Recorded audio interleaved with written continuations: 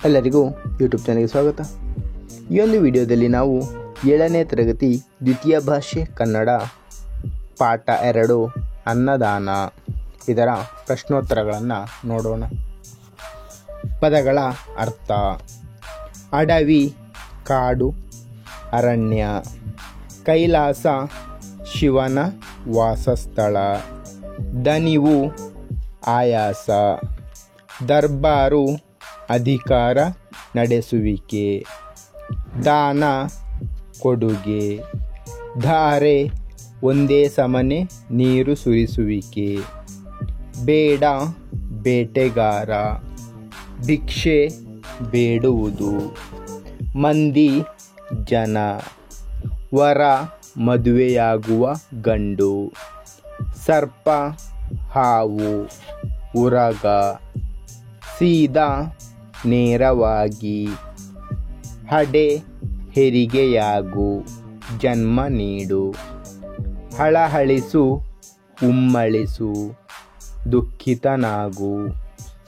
ಹುತ್ತ, ಹಾವಿನ ವಾಸಸ್ಥಾನ. ಗೆದ್ದಲು ಕಟ್ಟಿದ ಮಣ್ಣಿನ ಗೂಡು.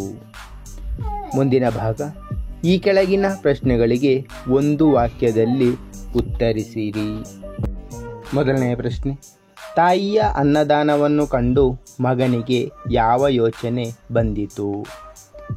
ಉತ್ತರ: ತಾಯಿಯ ಅನ್ನದಾನವನ್ನು ಕಂಡು ಮಗನಿಗೆ ತನ್ನ ತಾಯಿ ಅನ್ನದಾನವನ್ನು ಬಿಟ್ಟಿದ್ದರೆ ನಾವು ದೊಡ್ಡ ಶ್ರೀಮಂತರಾಗಬಹುದಿತ್ತು ಎಂಬ ಯೋಚನೆ ಬಂತು.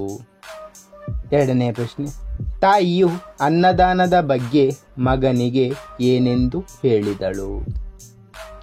ಉತ್ತರ: ತಾಯಿಯು ಅನ್ನದಾನದ ಬಗ್ಗೆ ಮಗನಿಗೆ, ಮಗು, ದಾನಗಳಲ್ಲಿ ಅನ್ನದಾನವೇ ಹೆಚ್ಚಿನದು. ಬಡತನ ಶ್ರೀಮಂತಿಕೆ ಕೊನೆತನಕ ಇರುವುದಿಲ್ಲ, ಆದರೆ ಅನ್ನದಾನದ ಪುಣ್ಯ ಕೊನೆತನಕ ಇರುವಂತಹದ್ದು ಎಂದು ಹೇಳಿದಳು.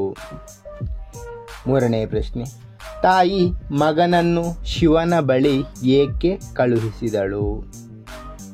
ಉತ್ತರ: ಅನ್ನದಾನದ ಪುಣ್ಯ ಏನೆಂದು ತಿಳಿದುಕೊಳ್ಳಲು ತಾಯಿ ಮಗನನ್ನು ಶಿವನ ಬಳಿ ಕಳುಹಿಸಿದಳು. ನಾಲ್ಕನೇ ಪ್ರಶ್ನೆ: ಹುಡುಗನು ನೇಪಾಳ ದೇಶಕ್ಕೆ ಏಕೆ ಹೋದನು? ಉತ್ತರ: ಹುಡುಗನು ಶಿವನು ಕೊಟ್ಟ ಪ್ರಸಾದವನ್ನು ನೇಪಾಳ ದೇಶದ ರಾಜನ ಹೆಂಡತಿಗೆ ನೀಡಲು ನೇಪಾಳ ದೇಶಕ್ಕೆ ಹೋದನು. ಐದನೇ ಪ್ರಶ್ನೆ: ಬೇಡನ ಹೆಂಡತಿ ಹಂದಿಯಾಗಿ ಹುಟ್ಟಿದ್ದು ಏಕೆ? ಉತ್ತರ: ತನ್ನ ಮನೆಗೆ ಬಂದ ಹುಡುಗನಿಗೆ ಹಣ್ಣು ಹಾಲು ಕೊಡದೇ ಇದ್ದ ಕಾರಣ ಬೇಡನ ಹೆಂಡತಿ ಹಂದಿಯಾಗಿ ಹುಟ್ಟಿದಳು. ಮುಂದಿನ ಭಾಗ: ಈ ಕೆಳಗಿನ ಪ್ರಶ್ನೆಗಳಿಗೆ 2-3 ವಾಕ್ಯಗಳಲ್ಲಿ ಉತ್ತರಿಸಿರಿ. ಮೊದಲನೆಯ ಪ್ರಶ್ನೆ: ತಾಯಿಯೊಬ್ಬಳು ಅನ್ನದಾನ ಮಾಡುತ್ತಾ ಮಗನೊಂದಿಗೆ ಹೇಗೆ ಜೀವಿಸುತ್ತಿದ್ದಳು?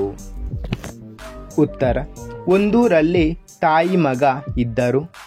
ತಾಯಿ ಅವರಿವರ ಮನೆಯ ಕಸ ಮುಸುರೆ ತೊಳೆದು ತಂದುದರಲ್ಲಿ ಮನೆಗೆ ಬಂದವರಿಗೆ ದಾನ ಮಾಡಿ ಉಳಿದುದನ್ನು ಇಬ್ಬರು ತಿನ್ನುತ್ತಿದ್ದರು. ಒಂದೊಂದು ದಿನ ಬಹಳ ಮಂದಿ ಭಿಕ್ಷೆಗೆ ಬಂದರೆ ಮಗನಿಗಷ್ಟು ಇಟ್ಟು ತನ್ನ ಪಾಲಿನ ಅನ್ನವನ್ನು ದಾನ ಮಾಡುತ್ತಾ ಮಗನೊಂದಿಗೆ ಜೀವಿಸುತ್ತಿದ್ದಳು. ಎರಡನೇ ಪ್ರಶ್ನೆ: ಮಗನು ತಾಯಿಯ ಅನ್ನದಾನವನ್ನು ಕಂಡು ಏನೆಂದು ಕೇಳಿದನು? ಉತ್ತರ: ಮಗನು, ತಾಯಿ, ಇದೇಕೆ ಹೀಗೆ ಅನ್ನದಾನ ಮಾಡುತ್ತಿ? ಒಂದೊಂದು ದಿನ ನೀನೇ ಉಪವಾಸವಿದ್ದು ಬೇರೆಯವರಿಗೆ ಅನ್ನದಾನ ಮಾಡುತ್ತಿ. ಅನ್ನದಾನವೊಂದನ್ನು ಬಿಟ್ಟಿದ್ದರೆ ನಾವು ಎಷ್ಟೊಂದು ಶ್ರೀಮಂತರಾಗುತ್ತಿದ್ದೆವು. ಅದೇನು ಅನ್ನದಾನದ ಮಹತ್ವ ಹೇಳು ಎಂದು ಕೇಳಿದನು. ಮೂರನೆಯ ಪ್ರಶ್ನೆ: ಬೇಡನು ಹುಡುಗನಿಗೆ ಏನೆಂದು ಹೇಳಿ ತನ್ನ ಗುಡಿಸಲಿಗೆ ಕರೆದುಕೊಂಡು ಹೋದನು? ಉತ್ತರ: ಬೇಡನು, ಏ ಹುಡುಗ, ಸಂಜೆ ಸಮಯದಲ್ಲಿ ಹೀಗೆ ಕಾಡಿನಲ್ಲಿ ಅಡ್ಡಾಡಿದರೆ ಏನು ಗತಿಯಾದೀತು? ಇದು ಹುಲಿ ಸಿಂಹಗಳಿರುವ ಸ್ಥಳ. ಇಂದು ರಾತ್ರಿ ನಮ್ಮ ಗುಡಿಸಲಲ್ಲಿದ್ದು ನಾಳೆ ಹೋದಿಯಂತೆ ಬಾ ಎಂದು ಹೇಳಿ ತನ್ನ ಗುಡಿಸಲಿಗೆ ಕರೆದುಕೊಂಡು ಹೋದನು. 4ನೇ ಪ್ರಶ್ನೆ. ಬೇಡನು ಹುಡುಗನನ್ನು ಯಾವ ರೀತಿ ಉಪಚರಿಸಿದನು? ಉತ್ತರ: ಬೇಡನು ಹುಡುಗನಿಗೆ ಹಣ್ಣು ಹಾಲು ಕೊಟ್ಟು, ಹುಡುಗ ದಣಿದಿದ್ದೀಯಪ್ಪ ಮಲಗು ಅಂದು ಕರುಣೆಯಿಂದ ಹುಡುಗನನ್ನು ಉಪಚರಿಸಿದ. ಹಾಸಿಗೆ ಹಾಸಿ ಮಲಗಿಸಿದ. ತನಗೆ ಮಲಗಲು ಸ್ಥಳ ಇರದಿದ್ದರಿಂದ ಬಾಗಿಲ ಹೊರಗೆ ಕಾಲು ಚಾಚಿ ಒಳಗೆ ತಲೆ ಇಟ್ಟು ಬಾಗಿಲು ತೆರೆದೇ ಮಲಗಿದ. 5ನೇ ಪ್ರಶ್ನೆ. ಸರ್ಪ ಯಾವ ಕಷ್ಟದಲ್ಲಿ ಸಿಲುಕಿತ್ತು? ಆ ಕಷ್ಟದಿಂದ ಅದು ಹೇಗೆ ಪಾರಾಯಿತು? ಉತ್ತರ: ಸರ್ಪವು ಹುತ್ತದಲ್ಲಿ ಅರ್ಧ ಹೊರಗೂ ಅರ್ಧ ಒಳಗೂ ಸಿಕ್ಕಿಕೊಂಡು ಹಿಂದಕ್ಕೂ ಮುಂದಕ್ಕೂ ಚಲಿಸಲಾರದೆ ಕಷ್ಟದಲ್ಲಿ ಸಿಲುಕಿತ್ತು. ಅದು ತನ್ನ ನೆತ್ತಿಯ ಮೇಲಿನ ರತ್ನವನ್ನು ಯೋಗ್ಯನಿಗೆ ದಾನ ಮಾಡಿ ಪಾರಾಯಿತು. 6ನೇ ಪ್ರಶ್ನೆ. ಶಿವನು ಹುಡುಗನಿಗೆ ಏನೆಂದು ಹೇಳಿ ಕಳುಹಿಸಿದನು? ಉತ್ತರ: ಶಿವನು, ನೋಡು ಮಗು, ನೇಪಾಳ ದೇಶದ ರಾಜನ ಹೆಂಡತಿ ಗರ್ಭವತಿಯಾಗಿದ್ದಾಳೆ. ನೀನು ಹೋಗಿ ನಾನು ಕೊಟ್ಟ ಪ್ರಸಾದ ಕೊಡು. ಹಡೆಯುತ್ತಾಳೆ. ಹುಟ್ಟಿದ ಆ ಕೂಸನ್ನು ಕೇಳಿದರೆ ಅದು ನಿನಗೆ ಅನ್ನದಾನದ ಪುಣ್ಯ ಏನೆನ್ನುವುದನ್ನು ಹೇಳುತ್ತದೆ ಎಂದು ಹೇಳಿ ಅವನು ಕೇಳಿದ ಪ್ರಶ್ನೆಗಳಿಗೆ ಉತ್ತರಿಸಿ ಕಳುಹಿಸಿದನು. ಮುಂದಿನ ಭಾಗ. ಈ ಕೆಳಗಿನ ಪ್ರಶ್ನೆಗಳಿಗೆ 6-7 ವಾಕ್ಯಗಳಲ್ಲಿ ಉತ್ತರಿಸಿರಿ. 1ನೇ ಪ್ರಶ್ನೆ.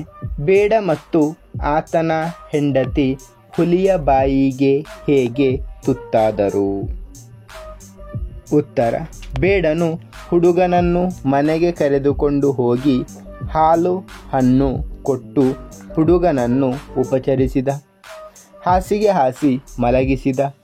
ತನಗೆ ಮಲಗಲು ಸ್ಥಳ ಇರದಿದ್ದರಿಂದ ಬಾಗಿಲ ಹೊರಗೆ ಕಾಲು ಚಾಚಿ ಒಳಗೆ ತಲೆಯಿಟ್ಟು ಬಾಗಿಲು ತೆರೆದೇ ಮಲಗಿದ. ಆದರೆ ರಾತ್ರಿ ಹುಲಿ ಬಂದು ಹೊರಗರ್ಧ ಒಳಗರ್ಧ ಮಲಗಿದ್ದ ಬೇಡನನ್ನು ಕೊಂದು ತಿಂದು ಹಾಕಿತು. ರಕ್ತದ ರುಚಿ ಹತ್ತಿ ಒಳಗೆ ಹೋಗಿ ಅವನ ಹೆಂಡತಿಯನ್ನೂ ತಿಂದು ಹಾಕಿತು. 2ನೇ ಪ್ರಶ್ನೆ. ಹುಡುಗನು ಶಿವನ ಬಳಿ ಕೇಳಿದ ಪ್ರಶ್ನೆಗಳಾವುವು? ಶಿವನು ಅದಕ್ಕೆ ನೀಡಿದ ಉತ್ತರಗಳೇನು? ಉತ್ತರ: ಹುಡುಗ ಶಿವನ ಬಳಿ ಶಂಭೋ, ಅನ್ನದಾನದ ಪುಣ್ಯ ಯಾವುದು ಹೇಳಬೇಕು ಎಂದಾಗ ಶಿವನು, ನೋಡು ಮಗು, ನೇಪಾಳ ದೇಶದ ರಾಜನ ಹೆಂಡತಿ ಗರ್ಭವತಿಯಾಗಿದ್ದಾಳೆ. ನೀನು ಹೋಗಿ ನಾನು ಕೊಟ್ಟ ಪ್ರಸಾದ ಕೊಡು.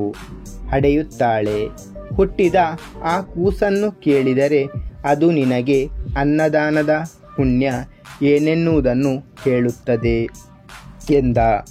ಹಾಗೆಯೇ ರಾಜನ ಕೆರೆಯಲ್ಲಿ ನೀರು ಬೀಳದಿರುವ ಕಾರಣ ಕೇಳಿದ. ಅದಕ್ಕೆ ಶಿವನು, ರಾಜನಿಗೆ ಬೆಳೆದ ಒಬ್ಬ ಮಗಳಿದ್ದಾಳೆ. ಅವಳನ್ನು ಯೋಗ್ಯ ವರನಿಗೆ ಕೊಟ್ಟು ಮದುವೆ ಮಾಡಿದರೆ ಕೆರೆಯಲ್ಲಿ ನೀರು ತುಂಬುತ್ತದೆ ಎಂದನು. ಹಾಗೆ ಕುಂಟನ ಕಾಲು ಯಾಕೆ ಹೋಗಿದೆ ಎಂದಾಗ ತನಗೆ ತಿಳಿದ ವಿದ್ಯೆಯನ್ನು ಆತ ಯಾರಿಗಾದರೂ ಯೋಗ್ಯನಿಗೆ ದಾನ ಮಾಡಿದರೆ ಹೋದ ಕಾಲು ಬರುತ್ತದೆ ಎಂದನು. ಸರ್ಪವೊಂದು ಹುತ್ತದ ಒಳಗೂ ಹೋಗದೆ ಹೊರಗೂ ಬರಲಾರದೆ ಸಿಕ್ಕಿಕೊಂಡಿದೆಯಲ್ಲ, ಏನು ಕಾರಣ ಎಂದು ಕೇಳಿದಾಗ ತನ್ನ ನೆತ್ತಿಯ ರತ್ನವನ್ನು ಒಬ್ಬ ಯೋಗ್ಯನಿಗೆ ದಾನ ಮಾಡಿದ್ದಲ್ಲಿ ಅದು ಸರಿದಾಡಬಹುದು ಎಂದು ತಿಳಿಸಿದನು. 3ನೇ ಪ್ರಶ್ನೆ. ಮಗು ಹುಡುಗನಿಗೆ ಅನ್ನದಾನದ ಮಹತ್ವವನ್ನು ಹೇಗೆ ತಿಳಿಸಿಕೊಟ್ಟಿತು? ಉತ್ತರ: ಮಗು ಹುಡುಗನಿಗೆ ಅನ್ನದಾನದ ಮಹತ್ವವನ್ನು, ಅಯ್ಯ, ಶಿವನನ್ನು ಕಾಣುವುದಕ್ಕೆ ಹೊರಟಿದ್ದಿ. ಅಡವಿಯಲ್ಲಿ ದಾರಿ ತಪ್ಪಿ ಅಲೆದಾಡುತ್ತಿದ್ದಿ. ಆಗ ಒಬ್ಬ ಬೇಡ ಬಂದು ನಿನ್ನನ್ನು ತನ್ನ ಗುಡಿಸಲಿಗೆ ಕರೆದೊಯ್ದು ಹಣ್ಣು ಹಾಲು ಕೊಟ್ಟದ್ದು ನೆನಪಿದೆಯೇ? ಹೌದು, ಹಾಗೆ ಮಾಡಿದ ಬೇಡ ನಾನೇ. ಅಂದೇ ನನ್ನನ್ನು ನನ್ನ ಹೆಂಡತಿಯನ್ನು ಹುಲಿ ತಿಂದಿತು. ಅನ್ನದಾನ ಮಾಡಿದ್ದಕ್ಕೆ ನಾನಿಂದು ರಾಜಕುಮಾರನಾಗಿ ಹುಟ್ಟಿದ್ದೇನೆ. ನನ್ನ ಹೆಂಡತಿ ಕೊಡಲು ಒಪ್ಪಲಿಲ್ಲ. ಅವಳು ಇದೇ ಊರಿನಲ್ಲಿ ಹಂದಿಯಾಗಿ ಹುಟ್ಟಿದ್ದಾಳೆ. ಬೇಕಾದರೆ ಹೋಗಿ ನೋಡು ಎಂದು ಆ ಮಗು ಹೇಳಿತು. ಮುಂದಿನ ಭಾಗ. ಇಲ್ಲಿರುವ ಮಾತುಗಳನ್ನು ಯಾರು ಯಾರಿಗೆ ಹೇಳಿದರೂ ತಿಳಿಸಿರಿ. ಮೊದಲನೆಯ ಮಾತು, ಬಡತನ ಶ್ರೀಮಂತಿಕೆ ಕೊನೆ ತನಕ ಇರುವುದಿಲ್ಲ. ಈ ಮಾತನ್ನು ತಾಯಿಯು ಮಗನಿಗೆ ಹೇಳಿದಳು. ಎರಡನೆಯ ಮಾತು, ಬೇಕಿದ್ದರೆ ನಿನ್ನ ಪಾಲಿನ ಹಣ್ಣು ಹಾಲು ಕೊಡು. ಈ ಮಾತನ್ನು ಬೇಡನ ಹೆಂಡತಿ ಬೇಡನಿಗೆ ಹೇಳಿದಳು. ಮೂರನೆಯ ಮಾತು, ನಿನಗಿಂತ ಯೋಗ್ಯವರ ಇನ್ನಾರಿದ್ದಾರು ಬಾ. ಈ ಮಾತನ್ನು ರಾಜನು ಹುಡುಗನಿಗೆ ಹೇಳಿದನು. ಮುಂದಿನ ಭಾಗ ಭಾಷಾಭ್ಯಾಸ. ಕೆಳಗಿನ ಪದಗಳನ್ನು ಬಿಡಿಸಿ ಬರೆಯಿರಿ. ಅಲ್ಲಿಗೊಬ್ಬ, ಅಲ್ಲಿಗೆ ಪ್ಲಸ್ ಒಬ್ಬ. ಆಗಲೆಂದು, ಆಗಲಿ ಪ್ಲಸ್ ಎಂದು. ಸರ್ಪವಿತ್ತು, ಸರ್ಪ ಪ್ಲಸ್ ಇತ್ತು. ಕೆರೆಯಲ್ಲಿ, ಕೆರೆ ಪ್ಲಸ್ ಅಲ್ಲಿ. ಮುಂದಿನ ಭಾಗ. ಕೆಳಗಿನ ಪದಗಳಿಗೆ ವಿರುದ್ಧಾರ್ಥಕ ಪದಗಳನ್ನು ಬರೆಯಿರಿ. ಶ್ರೀಮಂತ, ಬಡವ. ಬೆಳಕು, ಕತ್ತಲು. ಕರುಣೆ, ನಿಷ್ಕರುಣೆ. ಅನ್ಯಾಯ, ನ್ಯಾಯ. ಹೊರಗೆ, ಒಳಗೆ. ಯೋಗ್ಯ, ಅಯೋಗ್ಯ. ವಿದ್ಯೆ, ಅವಿದ್ಯೆ. ಸುಖ, ದುಃಖ. ಮುಂದಿನ ಭಾಗ. ಕೆಳಗಿನ ಪದಗಳನ್ನು ಸ್ವಂತ ವಾಕ್ಯಗಳಲ್ಲಿ ಬಳಸಿ ಬರೆಯಿರಿ. ಅನ್ನದಾನ.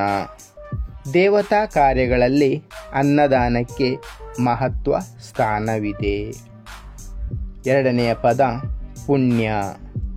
ನಾವು ಮಾಡುವ ಒಳ್ಳೆಯ ಕೆಲಸದಿಂದ ಪುಣ್ಯ ಪ್ರಾಪ್ತಿಯಾಗುತ್ತದೆ. ಮೂರನೆಯ ಪದ ಪ್ರಸಾದ. ದೇವಸ್ಥಾನಗಳಲ್ಲಿ ಭಕ್ತರಿಗೆ ಪ್ರಸಾದ ವಿತರಣೆ ಮಾಡುತ್ತಾರೆ. ಕೈಲಾಸ. ಶಿವನ ಆವಾಸ ಸ್ಥಾನ ಕೈಲಾಸವಾಗಿದೆ. ದಣಿವು. ಬೇಸಿಗೆಯಲ್ಲಿ ದಣಿವು ನಿವಾರಿಸಲು ನೆರಳನ್ನು ಆಶ್ರಯಿಸುತ್ತೇವೆ. ಮುಂದಿನ ಭಾಗ. ಸೂಚನೆಗನುಸಾರ ವಾಕ್ಯಗಳನ್ನು ಪುನಃ ರಚಿಸಿ. ಮೊದಲನೇ ವಾಕ್ಯ, ತನಗೆ ತಿಳಿದ ವಿದ್ಯೆಯನ್ನು ಯೋಗ್ಯನಿಗೆ ದಾನ ಮಾಡಿದರೆ ಹೋದ ಕಾಲು ಬರುತ್ತವೆ. ಭೂತಕಾಲದಲ್ಲಿ ಬರೆಯಿರಿ.